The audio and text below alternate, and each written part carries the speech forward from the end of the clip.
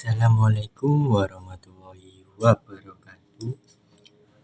Selamat datang di channel YouTube saya. Video kali ini saya ingin membahas 5 poin penting saat memancing, terutama mancing harian ya. Yang pertama, survei lokasi. Kalian bisa datang ke lokasinya atau secara online juga bisa. Lihat di media sosialnya kolam pancing tersebut yang ingin kalian mancing. Lalu poin yang kedua, alat-alat mancingnya seperti joran, reel, senar, kail, dan lain-lain. Poin yang ketiga, umpan. Lalu poin yang keempat, lapak atau biasanya orang menyebutnya tempat ikan berkumpul atau tempat ikan makan, lokasi ikan makan dan berkumpulnya. Yang kelima adalah jam makannya. Dari 5 poin tersebut saya buat beberapa episode ya. Karena panjang saya menjelaskan, tentunya tidak cukup waktunya karena memori saya ini tidak banyak ya, sedikit, cepat sekali penuhnya. Oke, tanpa berbasa-basi langsung saja kita menuju poin yang pertama. Poin yang pertama adalah survei. Survei ini bisa kalian lakukan secara online ataupun offline ya. Caranya offline bagaimana? Kita bisa datang ke lokasinya, tempat pemancingan yang ingin kita tuju. Lalu setelah datang ke lokasinya, bagaimana? Pasti kalian bertanya-tanya, surveinya bagaimana? Tentunya kalian datang tanpa membawa alat pancing ya. Cukup bawa uang 20.000, mungkin cukup. Bisa untuk ngopi di sana atau sekedar beli makan dan minum. Ya, di sana intinya bertanya-tanya kepada pemilik kolam, pengurus kolam. Kalian bertanya saja, jangan pernah malu. Jangan malu tanya kolamnya isinya apa. Lalu setiap kali ikan ditabur itu, ikan yang sering ditabur apa, jadwal taburan ikannya hari apa aja, itu kalian tanya saja, gak usah malu-malu. Bila kalian sempat ada pemancing, kalian bertanya saja ke pemancing yang mancing di sana. Ya, intinya banyaklah bertanya ke pengurus kolam atau yang punya kolam, seperti itu. Lalu setelah bertanya, kalian survei, kalian lihat-lihat dulu, lihat-lihat apa? Lihat-lihat para pemancing yang mancing di situ ya.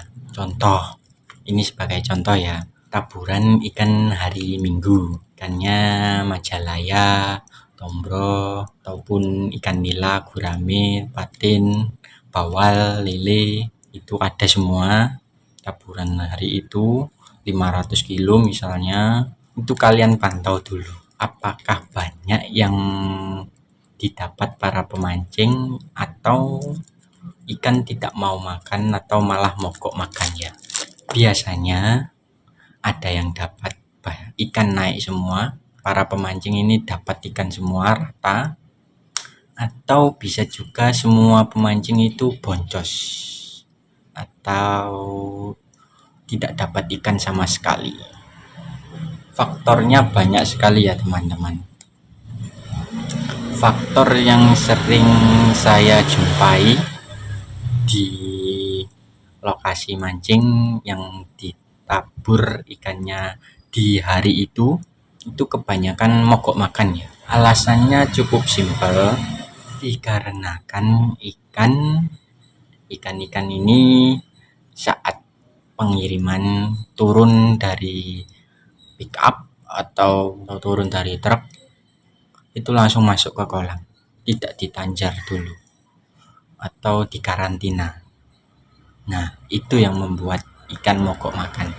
Karena adaptasi ikannya ikan itu mungkin masih adaptasi, lalu mungkin bisa juga mabok di perjalanan karena terombang-ambing, masih mual ya. Contohnya seperti kita perjalanan jauh naik bus atau mobil ataupun naik pesawat, kapal, pastinya perut kita ini munek-munek ya bahasa Jawanya, atau tidak nyaman. Dibuat makan nggak enak, dibuat minum ya rasanya nggak nyaman. Ya seperti itu, sama halnya dengan ikan. Ikan juga mabuk saat perjalanan. Lalu bagaimana jika ikannya dikarantina terlebih dahulu? Itu pasti haus. Ikan-ikan yang dikarantina contohnya ikan dari petani dibawa mobil atau pick up atau truk langsung masuk ke kolam karantina atau tanjar kerumbu besar. Itu biasanya ikannya mau makan saat event itu dimulai ya. Biasanya karantina itu 1 hari 2 hari, bahkan ada juga karantina 3 harian. Itu pasti ikannya mau makan. Sudah terbukti, saya sering mancing di kolam yang ikannya itu sudah dikarantina terlebih dahulu, lalu dimancingkan.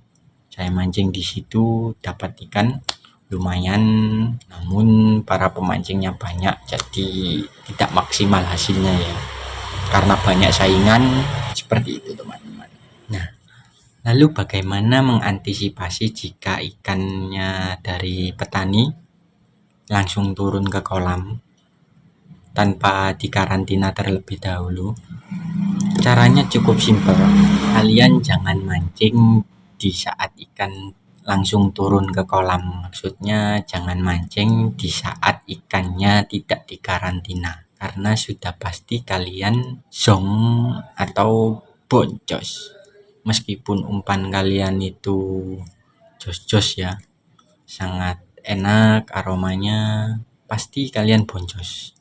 Mungkin yang makan 1 atau 2 atau 3. Kebanyakan yang makan itu ikan-ikan yang lama, sudah berada lama di kolam itu ya. Setahu saya seperti itu, kebanyakan sih seperti itu.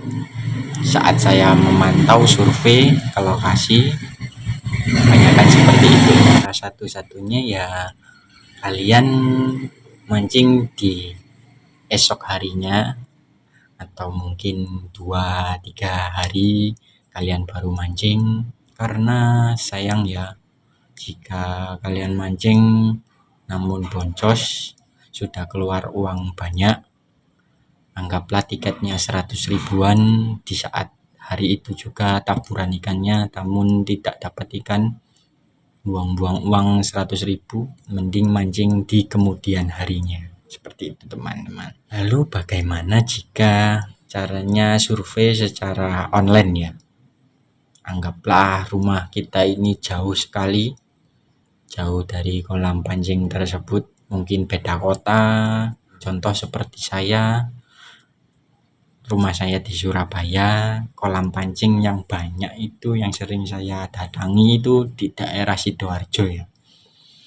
Itu pasti jauh, memakan waktu untuk perjalanan, dan juga saya juga tidak banyak waktu alias sibuk untuk kerja, selalu pulang malam saat bekerja, jadi susah sekali survei langsung ke lokasi. Banyak sekali para pemancing pemula yang sering saya jumpai itu mengadu ke pengurus kolam, pemilik kolam, dikarenakan ikannya tidak mau makan, alias para pemancing ini boncos, padahal ikan sudah ditabur di hari itu namun tidak dapat. Nah, ini kesalahan para pemula ya, kesalahan para pemancing yang mancing di kolam ikan taburan baru, tapi ikannya tidak dikarantina terlebih dahulu. Sebetulnya banyak ya kolam pancing yang melakukan proses karantina ikan tabur, banyak sekali. Dan ada juga pemilik kolam atau pengurus kolam yang langsung saja tanpa karantina ditabur di hari itu. Ya intinya pemilik kolam dan pengurus kolam ini tidak salah ya. Mereka itu berbisnis dan sangat jujur menunjukkan bahwasanya hari ini ikannya tabur di hari ini atau dilepas dari karantina di hari itu. Sebetulnya kesalahannya di para pemancingnya ya. Sering kali saya jumpai di komentar di Maps, kebanyakan di Google Maps ya, banyak sekali yang komentar bahwa di kolam tersebut ikannya tidak makan. Padahal ya kesalahannya berada pada para pemancingnya, tidak tahu, minim sekali informasi, jarang sekali melakukan survei secara online maupun offline. Padahal ya pemancing-pemancing lain yang tahu informasi, yang selalu melakukan survei, itu dapat ikan banyak. Malah justru pengurus kolam atau pemilik kolam ini benci sekali ya dengan pemancing yang berkomentar bahwa ikannya ini tidak mau makan alias dicurangi, seperti itu ya.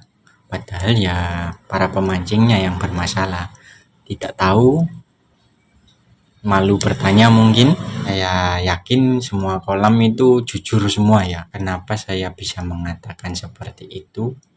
Karena ya mereka menunjukkan lewat online, terutama di media sosialnya, contoh Facebook, TikTok, grup WhatsApp, atau di status WA-nya pemilik kolam, pengurus kolamnya, itu mereka selalu update, selalu memberikan petunjuk. Hari ini ikannya hauk, divideokan para pemancing yang dapat seperti itu. Bahwasannya para pemilik kolam, pengurus kolam ini amanah kok teman-teman, sangat-sangat amanah. Intinya kalian mencari tahu saja, jangan malu-malu bertanya. Mungkin para senior, para suhu sudah tahu ya, jadi tidak perlu menonton video ini. Jika menonton video ini mungkin bisa memberi masukan atau kritik sarannya biar saya update lagi apa saja yang harus dilakukan saat survei ke lokasi. Ya seperti itu teman-teman. Oke, sudah paham ya inti dari survei datang ke kolam, bertanya ke pemilik kolam, pengurusnya, ikan taburan hari ini apa, apakah ikannya dikarantina terlebih dahulu atau tidak. Lalu kalian tunggu, lihat-lihat 1 atau 2 jam saat event berlangsung. Kalian melihat apakah banyak yang dapat ikan saat ikannya dikarantina ataupun tidak dikarantina. Seperti itu ya teman-teman, poin pertama. Poin yang kedua, kita lanjut episode yang kedua, video selanjutnya. Video pertama ini seperti itu penjelasannya. Semoga kalian memahami agar tidak bertanya-tanya bahwasannya kolamnya tidak makan atau bagaimana.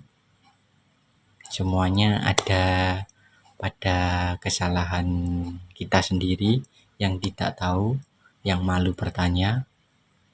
Oke, sekian. Wassalamualaikum warahmatullahi wabarakatuh.